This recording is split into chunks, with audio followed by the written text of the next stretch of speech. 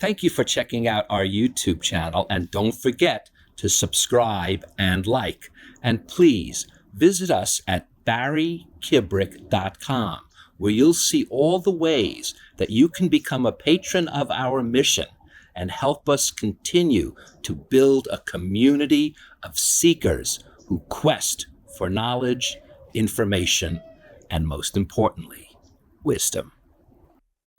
Today on Between the Lines, the link between our mental, spiritual, and emotional well-being, and how to turn those connections into positive effects for business and for life, with John Murphy.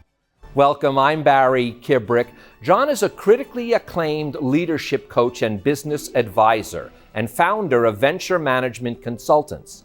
He specializes in creating and inspiring high-performance work cultures.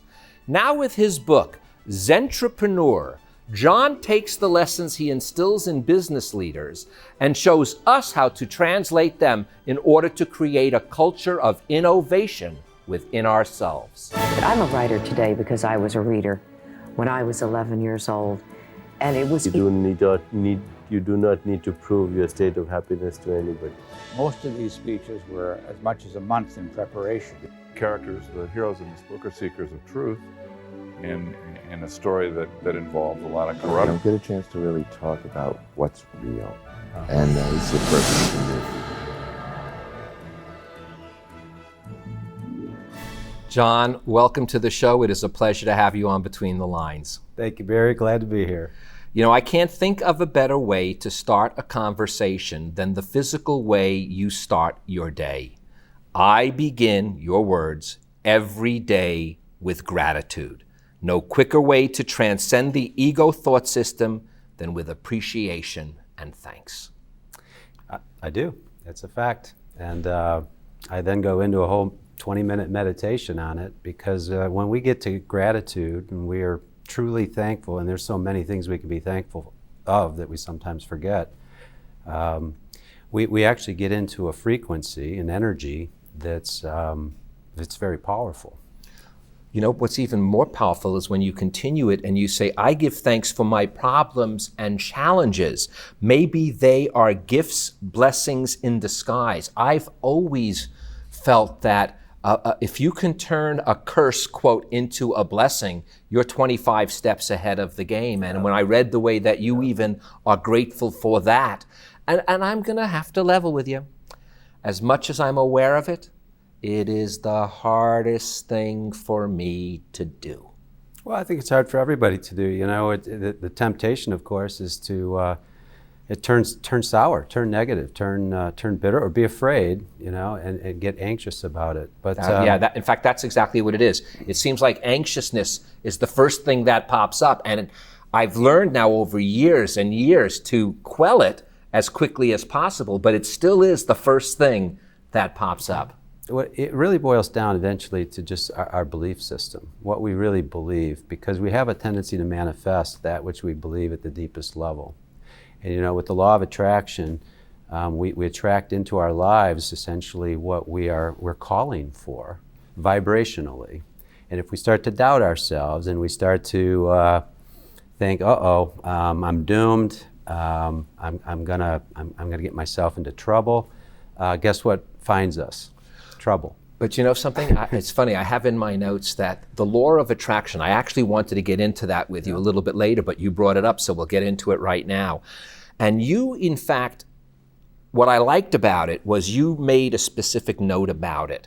And because I have a little trouble, by the way, you're a psychiatrist, because I'm telling you all my troubles now. I have trouble with the law of attraction because it always seems to me like it was a quick fix, and you specifically redefine it. And I need to hear that redefinition to take away my negative thought of it.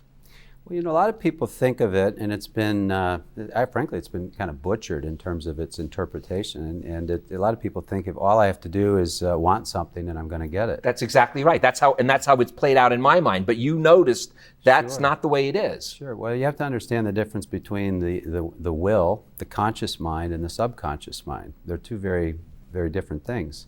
And so if I consciously want something, and I subconsciously don't believe I'll ever get it, guess what wins? The subconscious mind is a million times more powerful than the conscious mind. I don't know if you've ever seen any of Dr. Bruce Lipton's work. It's quite powerful. But the subconscious mind could process like 40 million bits of data per second. The conscious mind only 40 bits per second. 40 to 40 million. So what that plays out in the world as is, if subconsciously I think I'm doomed. Oh my, I was born on Friday the 13th. I have this hard luck over and over again. If anything could go wrong, it will at the worst possible moment. And if I subconsciously believe that, and I think for many, many years I did, and I kept putting myself in danger and in learning the hard way. If I subconsciously believe that, but then consciously I'm looking for something different, it doesn't work. So what we have to learn to do is find out what's going on subconsciously in our mind and hit the delete button. So from early in life, from ages 0 to 6, we're in a theta frequency, a very downloadable frequency. And so we're getting downloaded from our parents, our friends, the environment itself, our falls, our successes, everything. And these are just going deep into the subconscious mind, and then we're replaying those the rest of our lives. So what we have to do as adults, or at any age for that matter, is uncover these subconscious programs, and if they aren't working for us, delete them. And how's the term? It's simple, but it's not necessarily easy. That's right. Yeah, well, conceptually it sounds simple, but then then the practical questions come up. How do I know what I'm thinking subconsciously if it's subconscious? Exactly. It's not conscious. So it's like, well, that's a great question.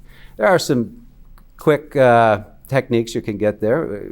Number one, you start looking at your tendencies. You start looking at your habits. Do I have a habit of becoming impatient when I'm sitting in traffic? Do I have a tendency to get annoyed by certain things or certain people? What are my programs, what are my replays telling me? So, the true law of attraction is really about we reap what we sow. The challenge is that we're sowing things all the time, every day, that we're not aware we're sowing. Now, the way to get there is to start looking at what are we reaping. I'm in debt, or I'm unhappy in a relationship, or I never seem to have enough time to do what I really want to do. I don't feel good about my body. Whatever people think, all right, and experience. We have to go upstream into the inputs to understand the outputs. And it's at that point that that's where the real action is. Well, the thing about it, in fact, the name of the book is Zentrepreneur, because it is geared to success in business, and yet there's no separating business from life. And that is the truth. And that's when it really works. So and what you say is that, in fact, in business and in our lives and in our minds, we have these wonderful ideas, yet sometimes it is fear and doubt, the primal things that we must overcome. And that goes back into the cellular level, into the subconscious, into that soulful stream. Oh yeah, yeah. So those are critical inputs. If my inputs day after day after day are fear, are doubt, disbelief, agitation. If I wake up in the morning and I'm agitated before I even have breakfast because of something on the news, or some project I'm working on at work, or something somebody said to me a week ago or yesterday. Here's the thing about the conscious mind: it's rarely in the present. The subconscious mind is always in the present. It can't be anywhere else because it's your autopilot. So you're running on your subconscious mind over 90%, 95% of the day. Your subconscious mind's running your life. Your conscious mind, what's it doing? It's thinking about what happened yesterday or what you got to do tomorrow. It's jumping, which is why people struggle with meditation. What's meditation really all about? Getting present. Getting present with what? Your conscious mind. So there's some simple techniques to do that, but people struggle with it. The average person doesn't stay in the present for more than 11 seconds. I'm way below average. I'm serious. I always joke. I say I'm in the present for a second. Now I'm out of it. Now I'm in it. Now I'm out of it.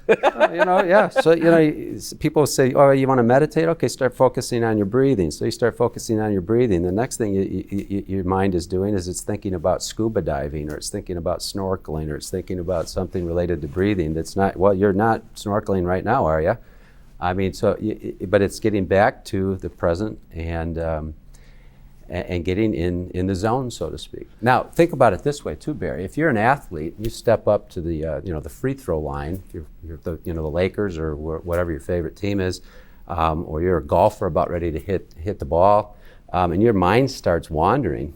All right, that's not a good thing.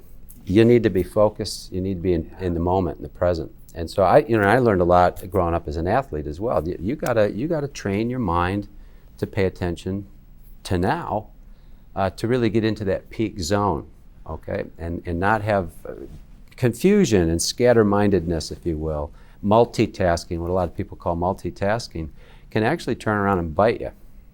Well, you use the term flow a lot in the book, in fact, and I think that's part of it, if I'm correct. It's that ability to almost harness the power, and you use a nice term with it, not only harness that, but with grace. There's a certain element of poise, a certain element of a release. And that allows that flow, if you're able to do that, to come into your life, and then you move with it. Yeah. Well, and flow applies to so many things. Flow applies to creativity, where ideas flow. Flow applies to prosperity, cash flow. Yeah. In business, cash flow it's blood. You're not going to survive long in business without cash flow. In fact, you even say that in business, you say it's creativity over capital, but if you're not careful with your money, and you use the word lean is the way to go in that regard. Yeah, and what I find in business after business after business is that we're not lean. We're terribly out of shape. We're terribly obese in many ways, and we don't even realize it. So we're taking weeks to do something that should take an hour or two, and the left hand doesn't know what the right hand is doing. And then, who experiences that most? Well, the customers, because the service levels might be low.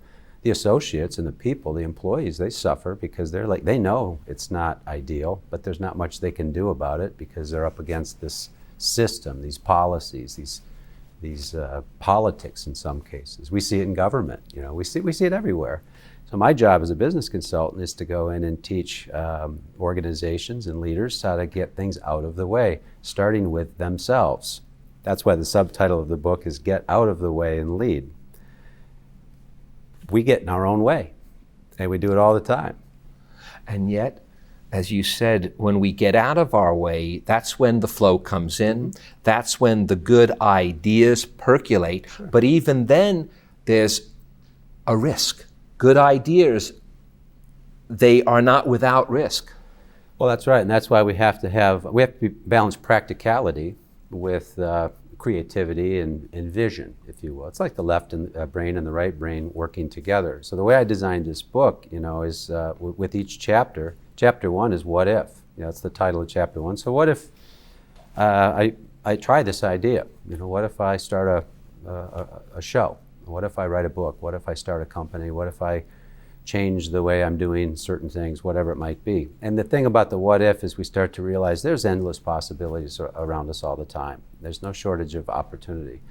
Then we go into some practical questions. Chapter 2 and chapter 3, why should I do it? And chapter 3 is why not do it. So why, the reasons for it, the why not, the reasons against it.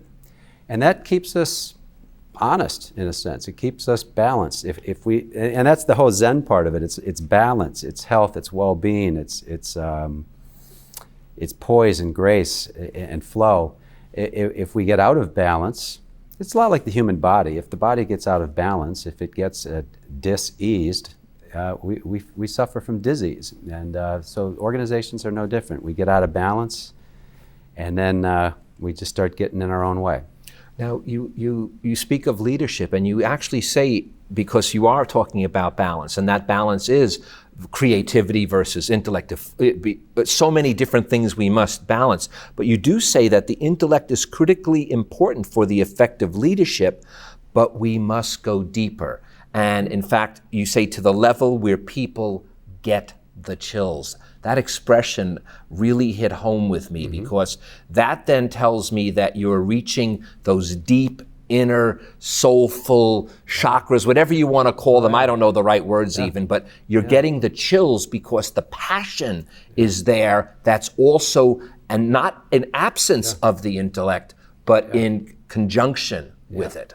Well, and I often, in the business world, when I'm teaching, I often say, you know, we have to be intelligent, but we have to be intelligent both from the head and the heart. So the emotional intelligence from the heart is very powerful. And, you know, yes, the intellect from the head is very important as well. But if all we're trying to do is run our businesses on data and on analysis and information at the head level, if you will, and we're not capturing the spirit and the passion and the essence of the business. We've got to have content and we've got to have context so that we know the meaning behind whatever it is we're doing. That's purposeful, it's passionate, and that's where real change takes root. Change. That was where I was going. So we must be on some sort of flow right here, because I wanted to talk about change, because in almost every book you read, you in business or in life help or whatever the case might be, everyone talks about change being the hardest thing to do. They say it's the constant. The one thing that's constant is change, but it's the hardest thing.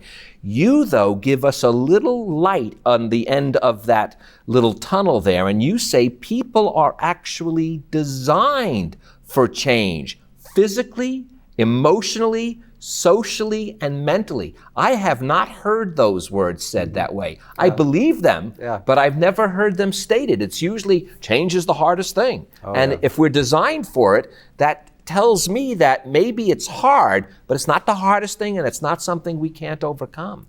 No, change is actually easy because we are designed for it. Try not to grow older. Try not to learn something new every day. It'd be a curse to not change, and but we lose sight of that, and we forget that you know what, change it's spiritual. It's our essence. It's our nature, and we're here in human form to have an experience of creativity and expression. That's what really I say. There's a Zentrepreneur in all of us, and it's our spirit seeking expression. It's seeking manifestation of ideas, creative ideas. So, and we all have ideas, all right? But again, a lot of times we get in our own way and we fall into what I often call the yeah buts. There's a whole chapter on but. That's important, by the way. The but, that's one of the most important chapters. Let's not go over that, because that's what really stifles you. You go, yeah, but you know, it's not gonna be, or yeah, but and that's what you phrase it that way. That's exactly right. And the yeah buts come from ourselves. And we talk ourselves out of all kinds of things, but they also come from people who love us, our parents. They come from our siblings. They come from our friends. Yeah, but you'll never make any money doing that. Yeah, but there's no future in that. Yeah, but you really need to go back to school and get more education before you try something like that. Yeah, buts are surrounding us all the time, and they can be very discouraging. All right, and the Zentrepreneur doesn't want to be caged. The Zentrepreneur wants to listen and pay attention to the risks involved in any idea, because we have to be risk conscious, right? This isn't about being careless. But like I said, our spirit wants to be free. It wants to be expressive. And when we get in touch with that, that's that chill level. It's like, oh, something just captured my heart. It could be a relationship, and relationships aren't just with people. Relationships are with work. Relationships are with our environment. You know, we have relationships every day with all kinds of things. And when we're in flow, and we're in a harmonious relationship, miracles unfold. It's just the most powerful thing you can imagine. And the one thing, though, that we absolutely have control over in the randomness of this global universe, which, by the way, from every physicist I had on the show, proclaims it still is the ruling thumb of what life is. It's randomness. And the one thing that they also agree upon that you emphatically state in here is the Zentrepreneur, even with all of the random things that may occur, two things: do not give up easily, take initiative, and perseverance. Those three things are what really affects the randomness, anything that might be getting in your way. If you've got those three things and you believe them at the cellular, subconscious, soulful level, that's where you will be able to, as you use the word, manifest. Oh yeah, I love the example of Thomas Edison. You know, as it was reported, many years ago, he's being interviewed about all his failures attempting the light bulb, and you know his response, as it was reported, is I haven't failed yet. I've learned 9,000 ways now that don't work. I use that line, and it is. Yeah. It's just, it's brilliant because that's really what is happening. You're not failing. You're learning the way not to do it. Yeah. So there's patience, there's perseverance, there's determination. There's that I'm going to find a way, and he literally lit up the world, right? Absolutely. You know, John, you say also, though, and I think this is, I did one of my triple, actually, I'm looking at it, it's a quadruple star, so I know how important this one is. You know, sometimes, I'll use the words exactly, sometimes the very things killing us are the toughest to let go of. We started this with gratefulness and the ability to let go, but we go back now to sometimes the hardest things to let go are those things that are killing us. Sure.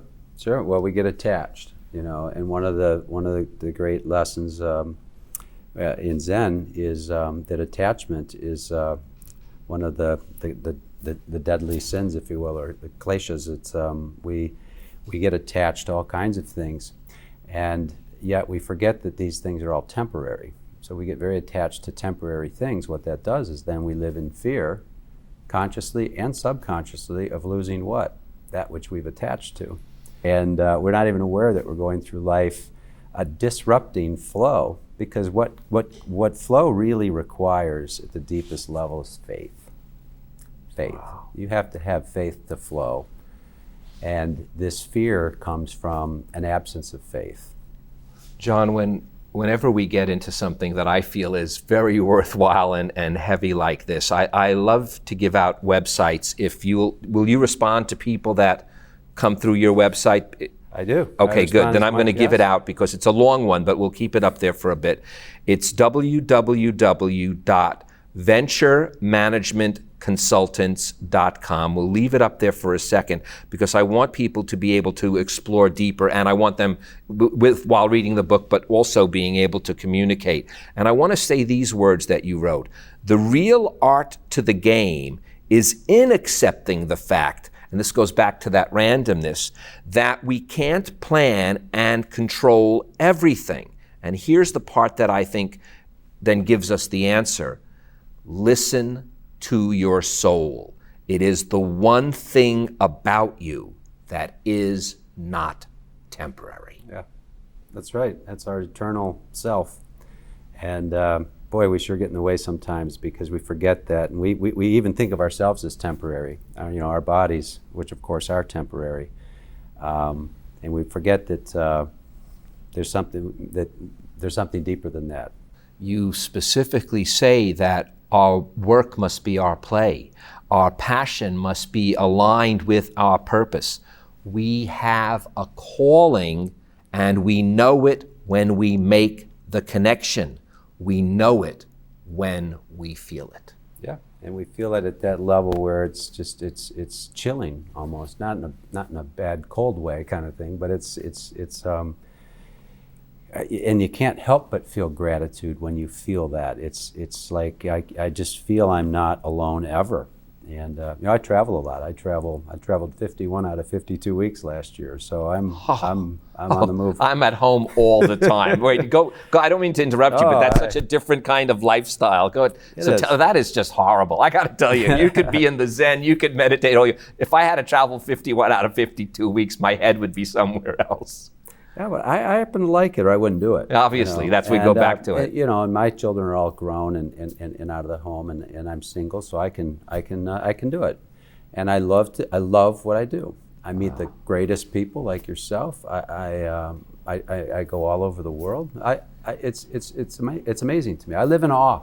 I really do. I live in awe. What better place to spend your life but in awe? And John, our time is up, and I'm in awe that you joined us, so thank you. And I want to, though, end with your words. Ask the questions, explore the answers, think rationally, and plan accordingly. Thank you, John, for helping us explore the answers. Thank you, Barry. It's my pleasure, and thank you guys for joining us. Now, before John leaves, I'd like to leave you with these few more words from Zentrepreneur. We all experience anxiety, stress, fear, and doubt. We all witness feelings of shame, guilt, grief, anger, control, and regret. We all have attachments and aversions weighing us down. To be wise and free, we have to let go to let flow. I'm Barry Kibrick. Between all our fears and doubt and all our attachments and aversions, there is a way to let go. And when you do, you will become wiser and free. Thank you, John, so much. Thank you, Barry. My pleasure.